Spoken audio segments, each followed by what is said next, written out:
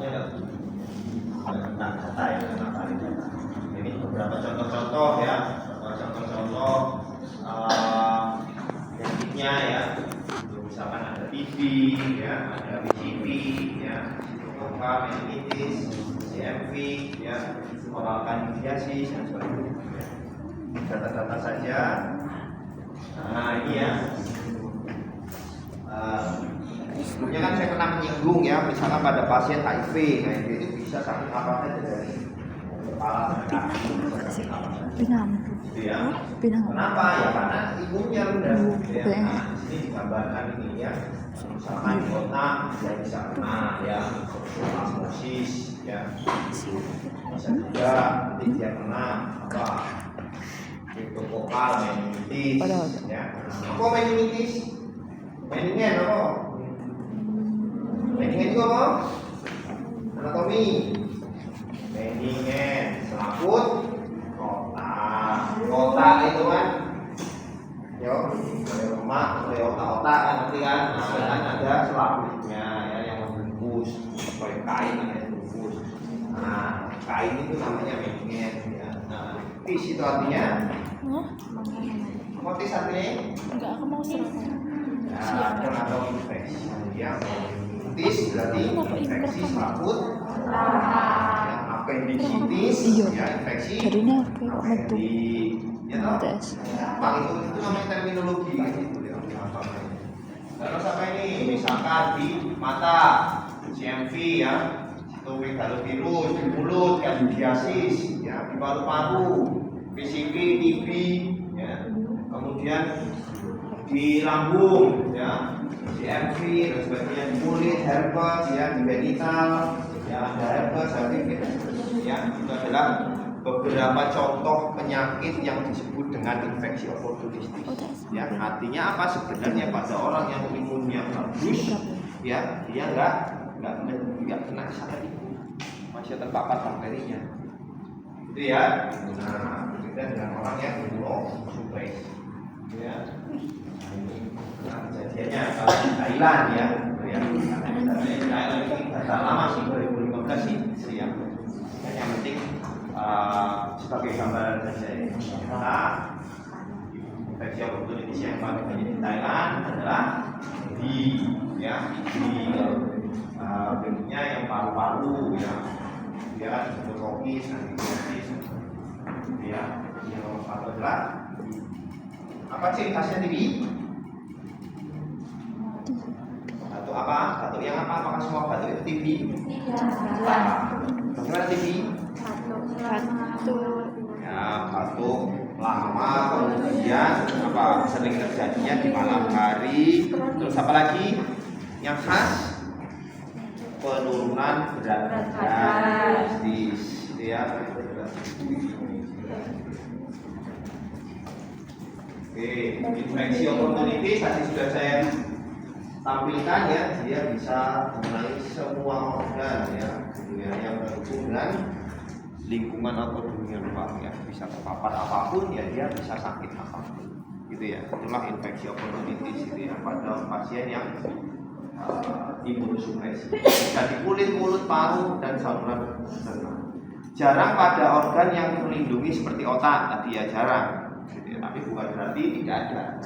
Jarang itu kan tetap ada ya, tapi frekuensinya tidak sebanyak yang biasanya terjadi kalau sampai kena otaknya itu kalau dia sudah pada stadium akhir. Ya, stadium akhir misalkan yang dia HIV sudah parah, ya, nanti bisa mengenai organ-organ yang terlindungi. Ya, kalau yang tidak terlindungi kan kita kemarin belajar port di entry. Nah, apa itu? Port di entry apa? Ini belajar itu bahaya itu waktu itu loh tes ya. Nah, port di entry apa? Port di entry adalah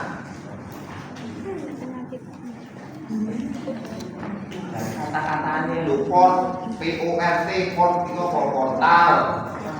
Di entry, portal, pintu masuk. Itu artinya pintu masuk ya apa?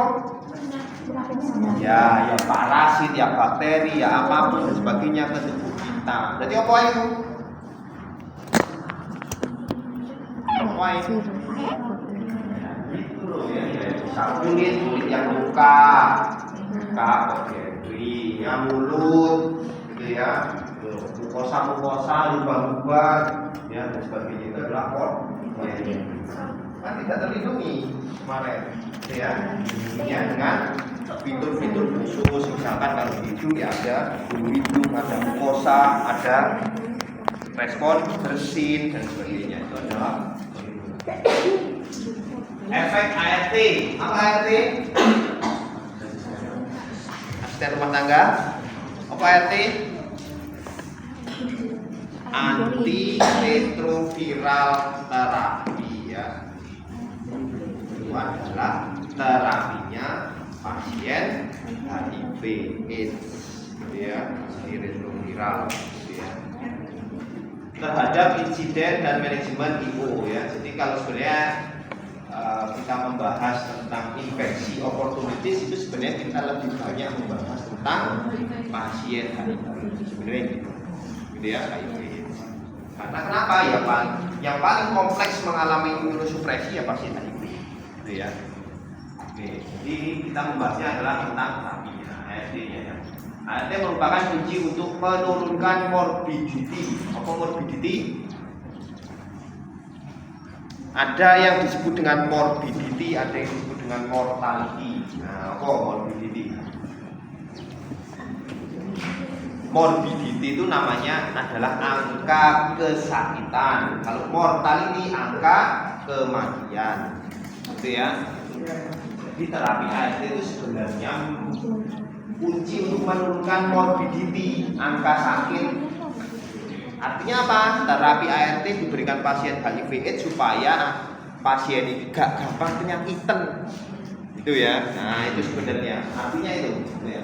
ART menurunkan insiden ya infeksi opportunities dan memperbaiki survival yang tidak tergantung kepada profilaksis antimikroba. Apa profilaksis antimikroba? Profilaksis itu hubungannya sampai antibiotik dan sebagainya. Jadi biar dia itu nggak ngombe buahnya obat. Kenapa?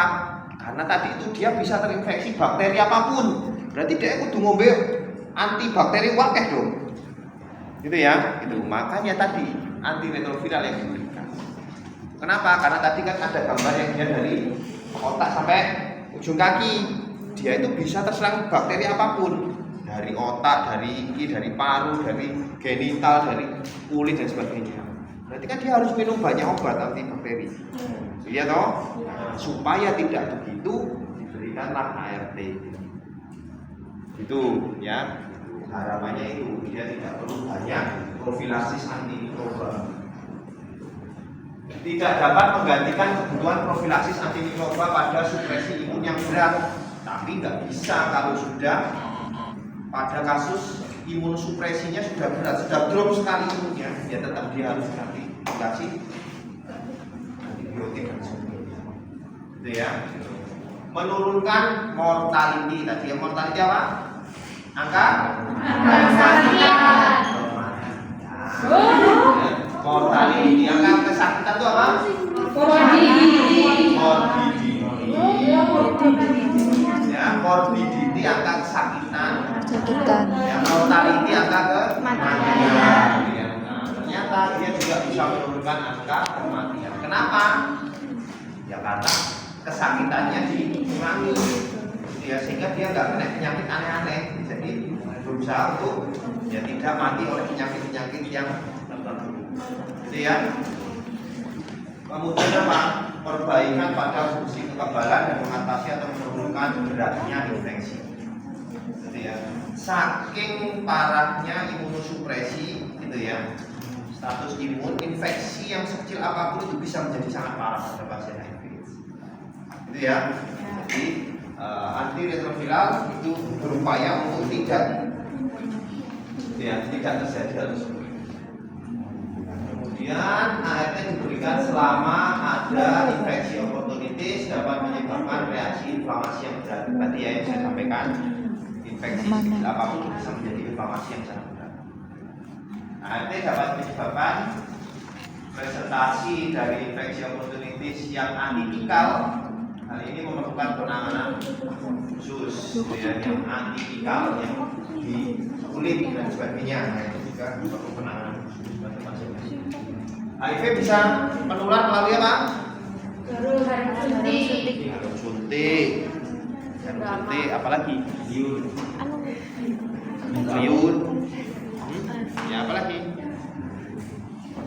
Ya intinya adalah cairan penderita HIV itu bisa menularkan, gitu ya. Kalau apa?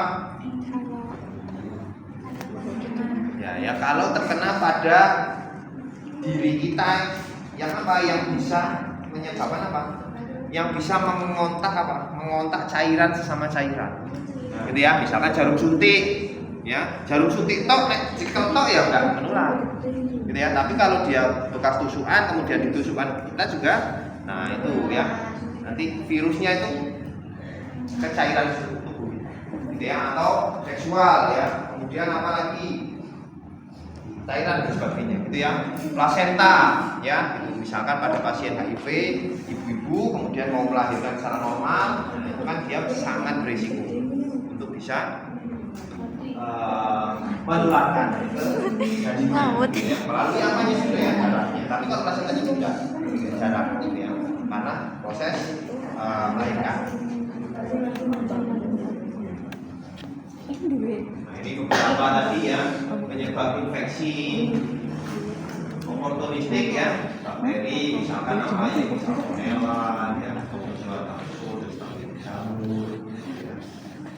Pada ini misalkan sel kanker ya, sarkoma, lymphoma ya. Adalah beberapa contoh dari penyebab infeksi oportunistik. Ini adalah gambarannya ya, sinis baru PCP ya. Nah, ini banyak ya jenis-jenisnya ya. Nah, ini maksud saya yang biasanya kalau saya ngajar infeksi opportunities, ini yang nanti biasanya saya bagi gitu ya. Jadi misalkan kelompok ini bahas ini gitu ya, nanti presentasi gitu. Jadi waktunya agak habis, saya jelaskan sendiri.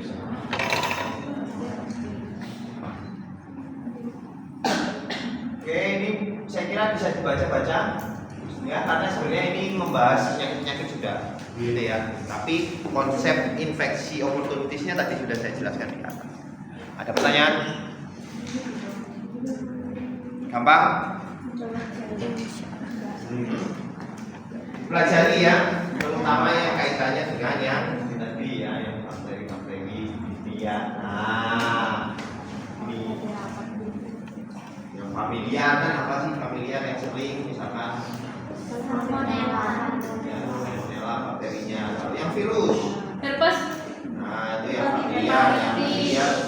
familiar dengan pasien yang HIV/AIDS atau yang dia infeksi opportunities ya, kan ada herpes ya, hepatitis ya, HPV, CMV ya.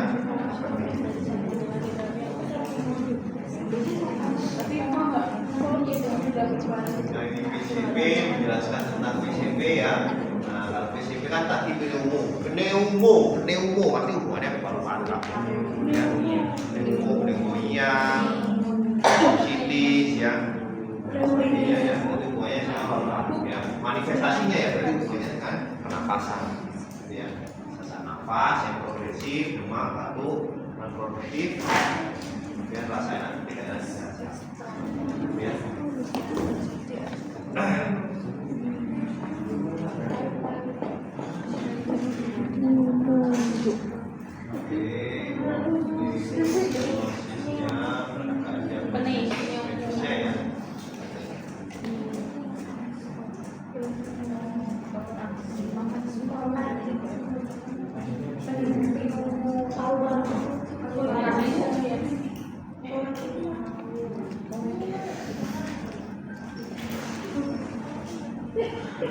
Ini ya, ada contoh gambaran terkait dengan perbedaan ya. Yang sering pada orang dengan normal, maksudnya normal itu bukan imunosupresi, itu biasanya yang kena virus bakteri, gitu ya. Nah, tapi kalau yang dia pada imunosupresi, infeksi opportunities dia ada, gitu ya. Jenisnya adalah pneumocystis.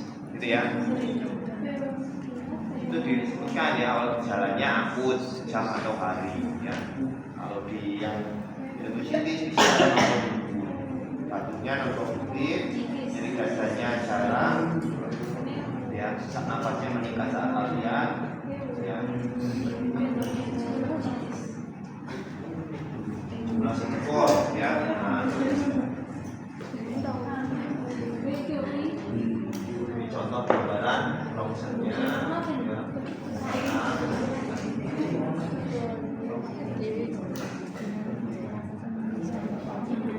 Bisa dibaca-baca ya.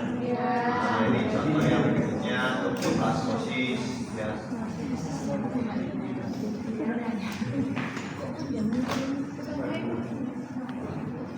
Cuman yang ada di otak tadi ya.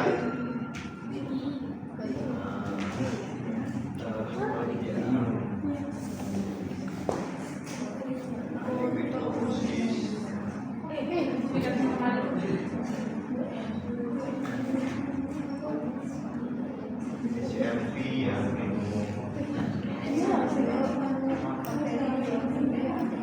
Nah ya.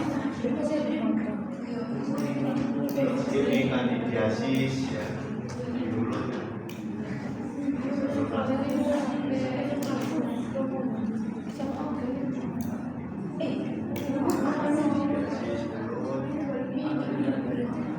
Biofarming ya. Sini ya. Aceh.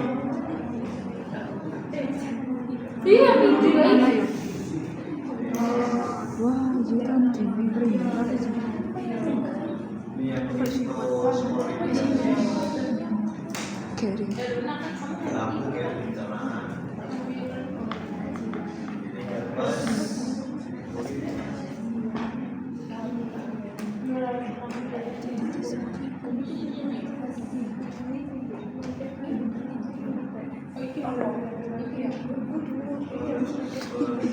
Ya Allah, sumpah ngerti apa itu?